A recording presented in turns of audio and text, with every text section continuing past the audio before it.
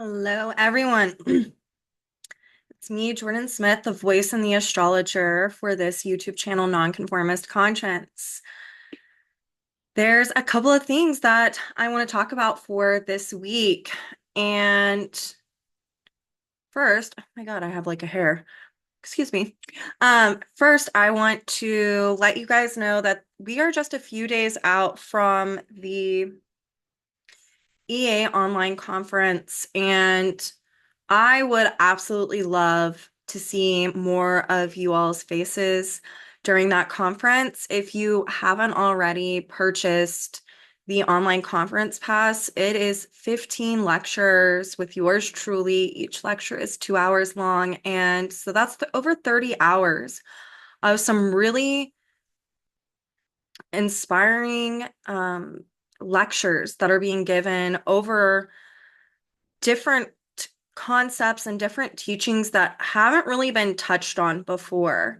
So I mean, I just feel really excited and honored to be offered to teach for this conference. And also, I'm excited to learn from my fellow colleagues, friends, and astrologers, some who I know, some whom I don't know. Um, but the conference is, I feel like it's $249, but if you use the coupon code Jordyn, Jordyn 10, um, on their website, you can receive 10% off. And the cool thing is that this is online. It's to bring together community and astrology and to also receive amazing teachings through the lens of evolutionary astrology by some of the best world-renowned astrologers. And also, it's at a really affordable price, I feel like. I have gone to conferences in the past and they are really expensive. So I love that EA has, in true fashion with the association, there's such an emphasis on giving, sharing, and inclusion, and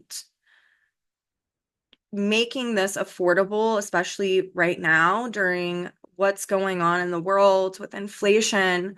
I'm just really proud to be a part of an association that is not about self-interest, but it's more about bringing together a community and sharing these teachings in a way that's accessible to everyone.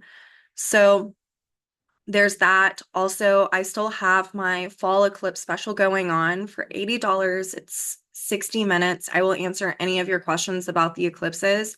So if you sign up for that, be prepared. Ask me questions. I love questions. And also, my Libra birthday special is going on right now. So that's $75 for 90 minutes, where I go over your natal chart, your soul's evolutionary intention in this lifetime, and also your solar return for this year. So you understand some of the things that are coming up for you. I have a sneaking suspicion that some of you are going to be really impacted by this Libra solar eclipse. So I can't wait to see more of you in my Zoom meeting or Zoom room. I love connecting with each one of you. It's such an honor and a privilege. And without further ado, let's jump into this week's astrology. I want us to remember that we are in this like eclipse portal, right? It's sandwiched in between that Pisces lunar eclipse and then the upcoming Libra solar eclipse that's happening on October 2nd. And so I want you to know that this eclipse is going to be ruled by Venus in the sign of Scorpio. I'm going to grab my notes here, well, of the transits that I want to make sure I don't miss anything. I want to show you guys the chart for the ingress of Venus into the sign of Scorpio. I did a short written report that I will post the link to below. It's not very long this week. I'm juggling preparation for the conference and then also my kiddos. So, but I wanted to do a written report just because there are people out there who prefer them. So I have one this week and it's very straight to the point. So on the 23rd, 22nd, depending on where you are at in the world, that's whenever Venus entered the sign of Scorpio, also on the equinox. So whenever the sun entered the sign of Libra as well. Venus entered the sign of Scorpio while the sun entered the sign of Libra, excuse me. So the sun is ruled by this Venus and Scorpio, but there's a couple of interesting things that I want to point out. First off, let's talk a little bit about Venus in the sign of Scorpio. In the sign of Scorpio, Venus wants us to get down to business. Like, it's like, okay, what do you need to look at within yourself, your relationship to self, your scorpionic tendencies, your emotions, your inner psychology? Also, on the flip side, what do you need to look at with your relationships with others? How do your emotional and psychological tendencies affect and have a ripple effect in your relationships with others? Scorpio is a sign that likes to confront. Anyone who has a lot of Scorpio or eighth house, they know this. And that confrontation is usually an internalized confrontation that happens when there is an external event that's going on that can trigger that. Sometimes, though, it can just be our own inner emotional and psychological dynamics, and we're having to confront them. As an example, I have kind of a lot of this stuff in my chart. But I have Capricorn. And so this is actually really good for me to talk about and share because this Venus is ruled by Pluto in Capricorn right now. Capricorn is about where we can judge others or suppress things or where we feel judged by others as well.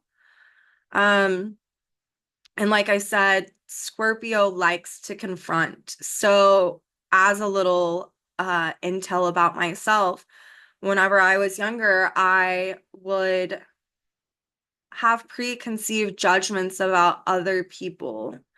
And what I would end up finding is that anytime I made a judgment about someone and I projected some type of higher moral or self-righteous kind of dynamic onto them, at some point I would find myself in that exact same situation.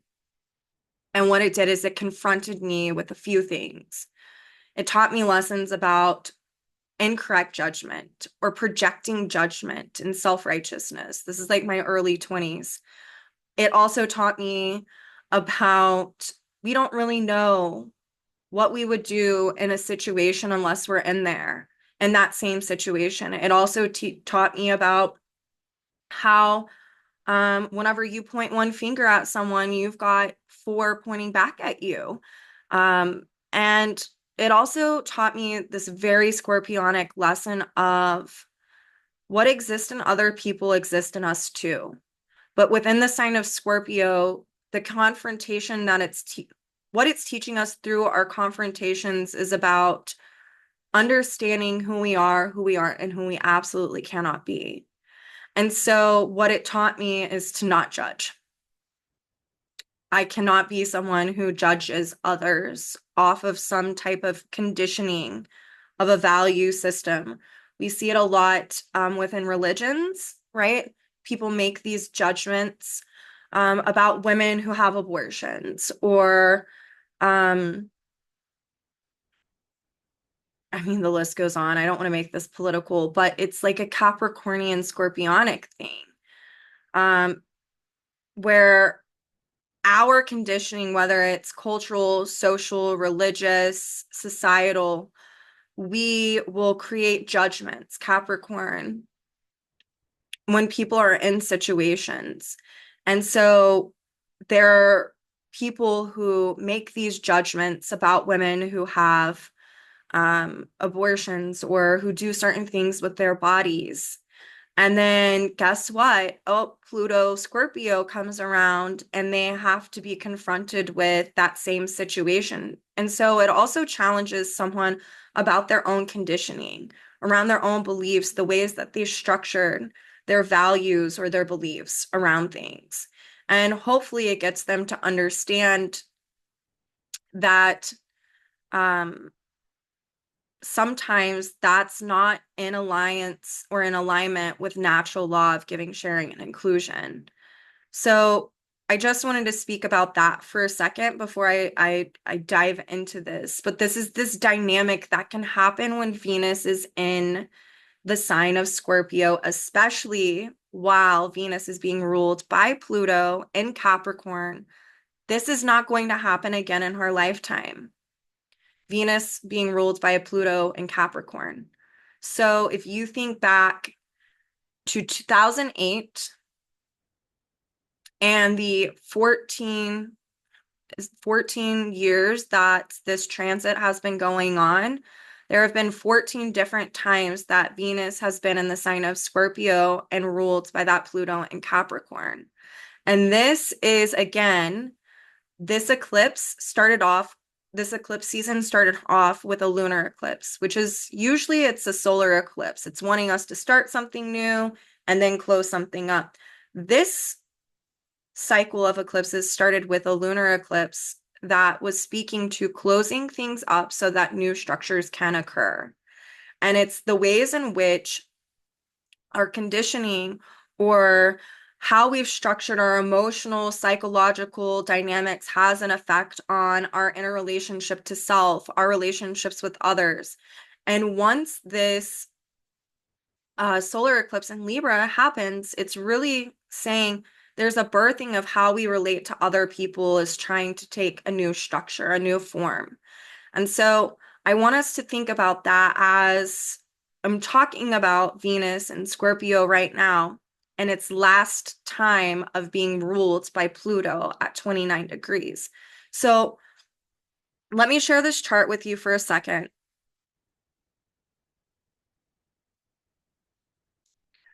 So we've got Venus in Scorpio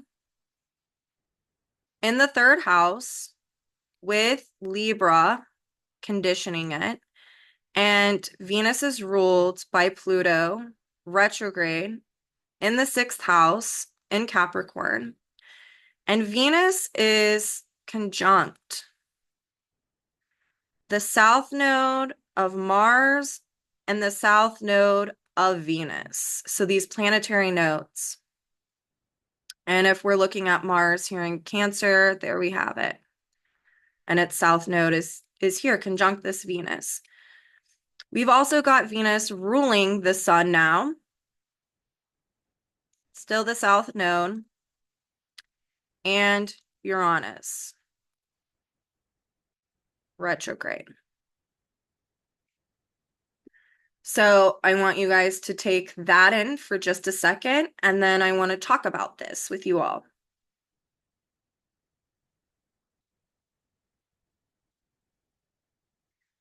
So with Venus falling in the third house of this chart in the sign of Scorpio,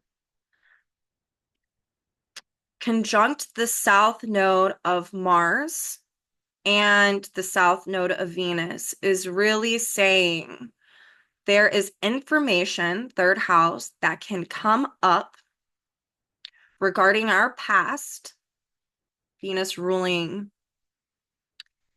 the lunar south node and conjunct the south node of Mars. Mars is in the sign of Cancer and ruling the south node of Venus. There's information that can come up right now from our past and our relationships with others to take us and to force us to confront what is going on inside of us on an emotional and psychological level.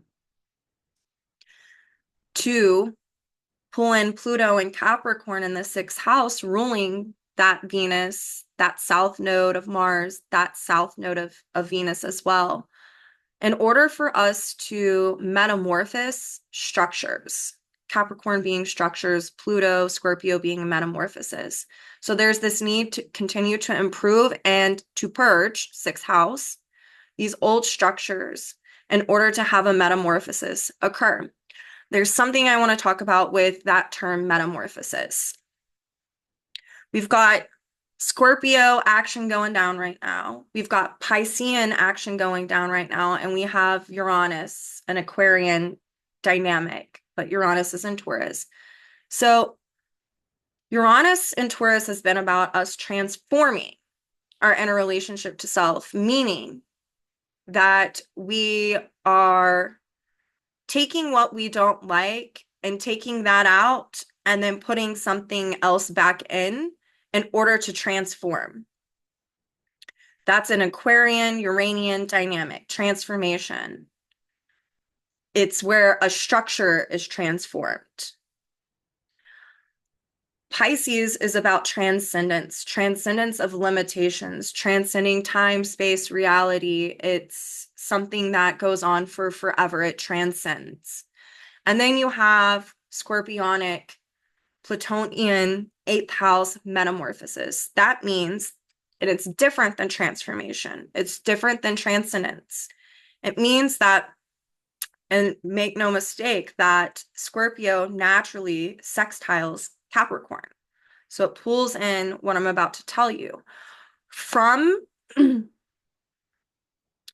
confronting Scorpio, our inner psychology, our emotional dynamics, our own limitations, who we are, who we aren't, who we don't want to be, who we cannot be, we can metamorphosize, meaning that it metamorphoses is about changing a structure.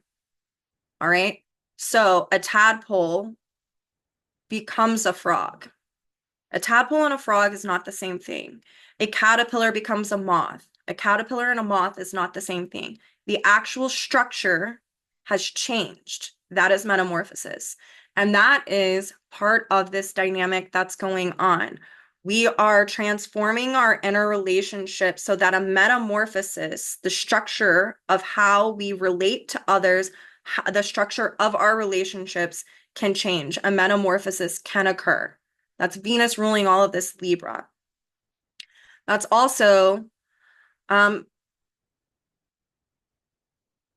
pulling in the Pisces that's going on right now. It's so we can transcend our own inner limitations around these dynamics that keep us stuck.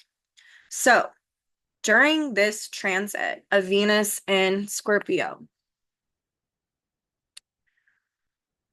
that is happening until October 14th. I believe I have it written in my report. There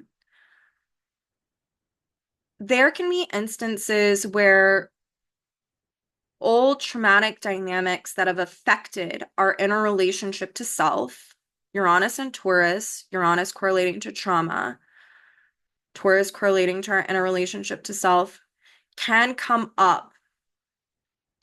So we can be confronted with how that has had an impact upon how we relate to others and how we relate to ourselves. And that is the nature of this Venus in Scorpio. And that Venus in Scorpio falls in the third house upon its ingress into the sign of Scorpio. So we can have instances where we are recalling, remembering, or also reliving for some similar experiences of where we have had the misuse of another's power, of their resources, where we have experienced abandonment or betrayal or some type of loss. It can even be loss like grief, or all of a sudden someone's not there and they once were, or even I had this job and it wasn't. There's all ways that this can show up, but ultimately, this is to give us knowledge. All right. Third house about these dynamics going on inside each single one of us right now. That way we can put this to bed. That way we can confront, like, this is not who I want to be, or this is, yeah, I feel proud of myself for how I handled this situation, or maybe not that situation. And with Pluto and Capricorn ruling this Venus, we are called to self-reflect in order to purge these old dynamics so a metamorphosis of this structuring can occur. And so it's also about looking at are we projecting the past into the present moment? Are we recycling, or are we composting, Scorpio, in order for a metamorphosis to come to fruition, in order for a new structure in our lives to happen? And then Pluto is ruled by Saturn and Pisces retrograde, and it falls in the seventh house of that chart. If you want, you could go back and look at that. But it's a lot of these emotional dynamics coming up and confronting us with our emotional patterns. The south node of Mars, Mars is conjunct that Venus. Mars is in Cancer right now. It's exiting a square with the nodes. Um, and with Saturn and Pisces retrograde in that seventh house, it's wanting us to transcend old limitations around how we have done relationships with others. And that means that we have to look at ourselves first and hold ourselves accountable by confronting ourselves. And that's hard work sometimes. Lord knows I've been dealing with it for, gosh, for forever, I feel like. Um, Even just recently, I had some things go on and I was like dysregulated in my nervous system. I had so much anxiety, and I had to stop and pause and think about, wait a second, am I projecting my past, these feelings of where I've felt betrayed, lost, or abandoned onto a situation that's occurring right now? And I had to hold myself accountable and be vulnerable with myself and say, yeah, a little bit of that is going on, but I'm also seeing things that I don't like. And so, what this is helping us all do with Pluto and Capricorn ruling this and the whole restructuring and yada, yada, yada that I'm talking about is that it is helping us to um, it gives us a chance to improve, to practice.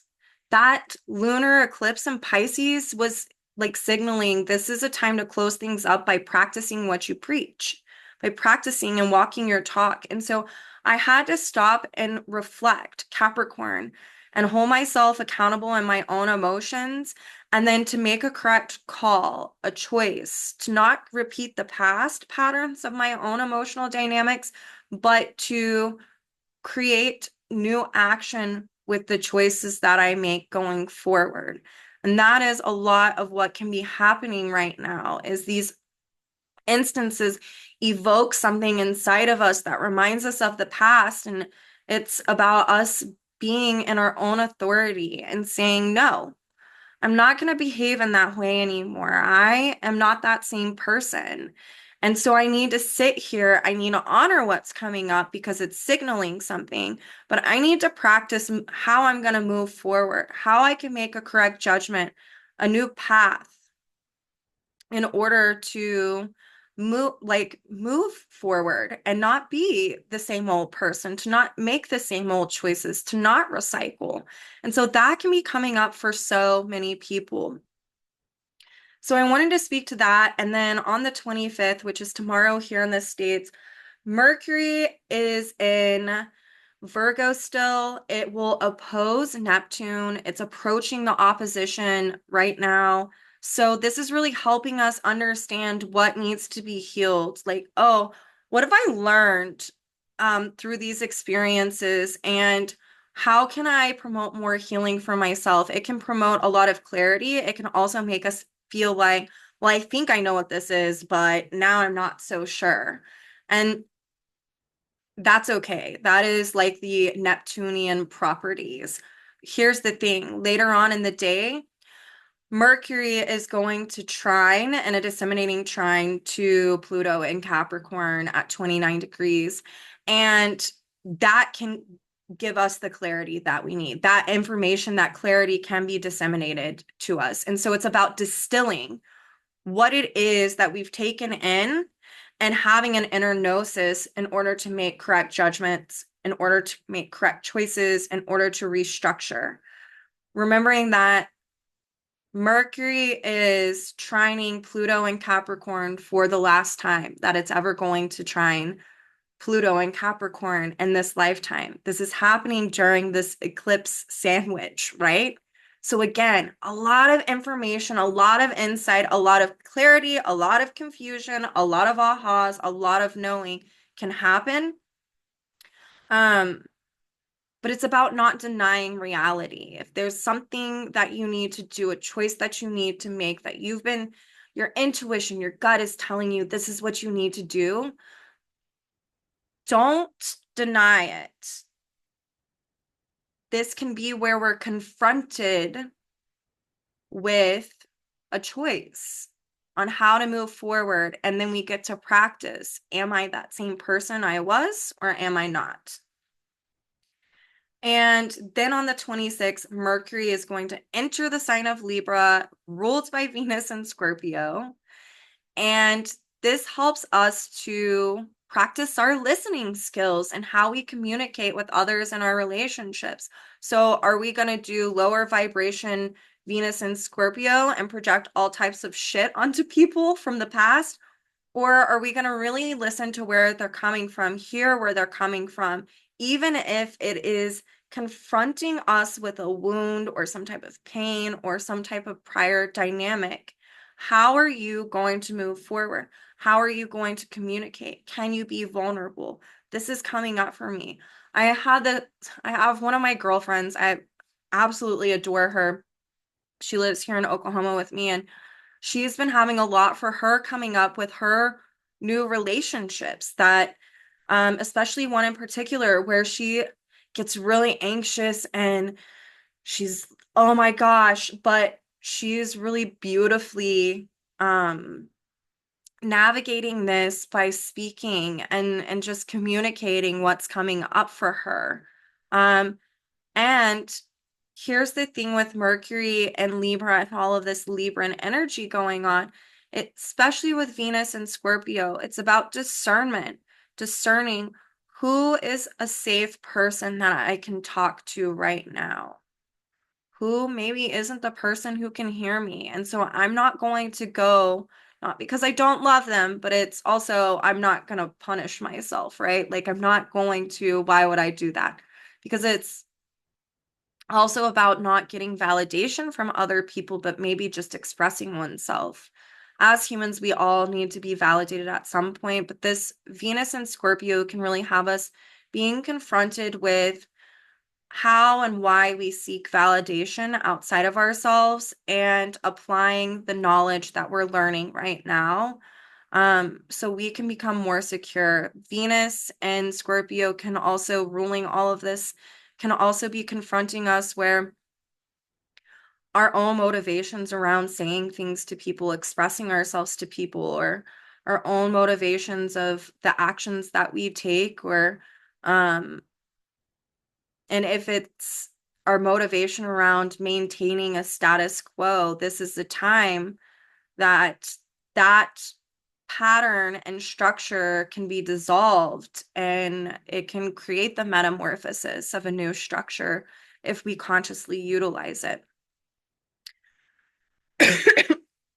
And on the 29th, we're going to have a triple conjunction of the sun, the lunar south node, and Mercury, all at the 6-degree mark of Libra, all being ruled by that Venus in Scorpio, which will be at 6 degrees as well, and in conjunct in a full phase to the north node in Aries, ruled by Mars and Cancer. And to me, this is like putting to bed the past ways of communicating, listening to others who we share with, all of these lessons of the past coming into a culmination.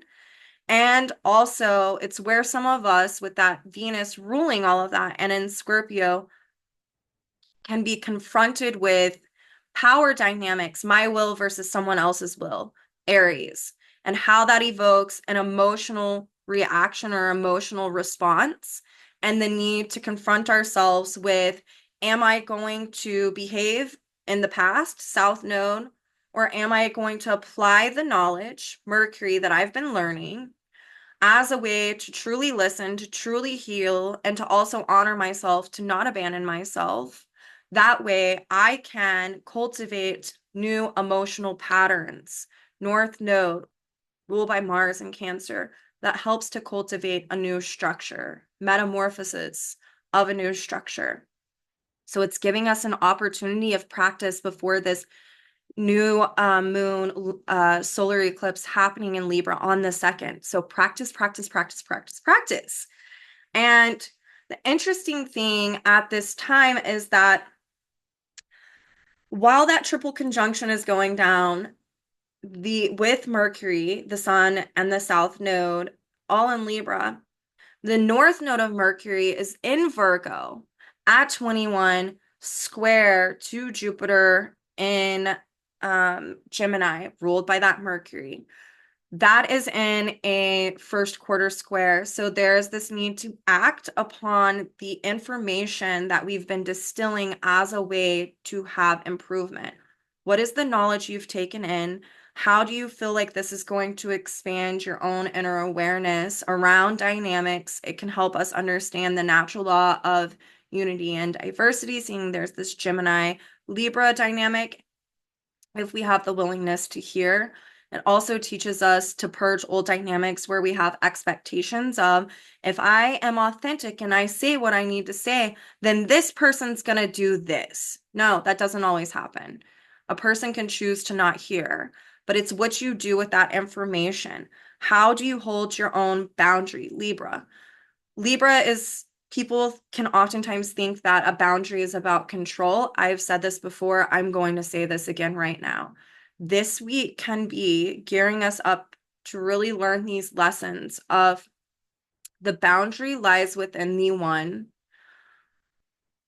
who is making it. Meaning, if I express, if I communicate with you, Mercury and Libra, something that's going on, when I take the initiative, that action, Aries, to express that, Mercury and Libra, that person can do whatever they want with it. So it teaches us a lesson in our own expectations, but it also, from that counterpoint of the feedback that we receive from that person's actions, whether they want to be defensive, they have an inability to listen to us, or on the flip side, they do, and they want to hear, and they, they truly can. And then there's an open dialogue. But no matter what happens, the boundary lies within the one who creates it, meaning that if that person cannot honor you, if that person is defensive, can't hear you, you're going to have to make a choice. Am I going to self-abandon, or am I going to be in integrity? I might have to make a choice that says, you're not someone that I feel like can hear me, so therefore I'm not going to communicate in this type of way with you anymore. Maybe you're realizing that there's inequality in the ways in which you communicate or hear, and there's no reciprocity. Maybe this is someone that relationship doesn't need to be maintained anymore. It needs to be purged. There's a variety of ways that this can come up over the next week or so. And so it's important to remember that. And then there's a beautiful Brene Brown quote that I'm going to share with you all, since this is Mercury entering Libra season. When you are communicating with another and you are taking all that you've been learning up until this point, and you're choosing to practice the ways in which you communicate, the ways in which you maintain your integrity, your sovereignty. When you're communicating, if you are dealing with someone else who can't hear, who's defensive, who projects, because that is something that happens a lot. It's a universal experience, unfortunately, right now. There is a beautiful Brene Brown quote that I love telling people, and she says, don't puff up, don't back down, stand your sacred ground. And that is a beautiful way of looking at how to maintain a healthy boundary that's not based in control. So this is your weekly forecast, gearing up for next week's solar eclipse in the sign of Libra. I want to hear how this is going on for each and every one of you right now. I want to hear your feedback or what you've been practicing on. And just remember, let's not project the past onto the present moment. There's a new way to move forward. There's a new way to communicate, a new way to listen, a new way to relate with others, a new structure is wanting to be metamorphosed right now. And so we have to do the Virgo-like sixth house work and practice it because it's not going to be perfect. It takes practice. If we even think about how the brain is, every time we do something new and we practice it, it creates a new neural pathway. And so even right now, we're needing to cultivate new neural pathways in order for a restructuring of our brain, our consciousness to occur. And that's part of Saturn and Pisces. So practice, practice, practice. Don't puff up, don't back down, stand your sacred ground. And I hope you all have a beautiful week, and I will be here next week. I will be posting a conversation I did with Rob Shahal and Sue Hilliard probably tomorrow. Honestly, it's one of my favorite conversations I have ever done.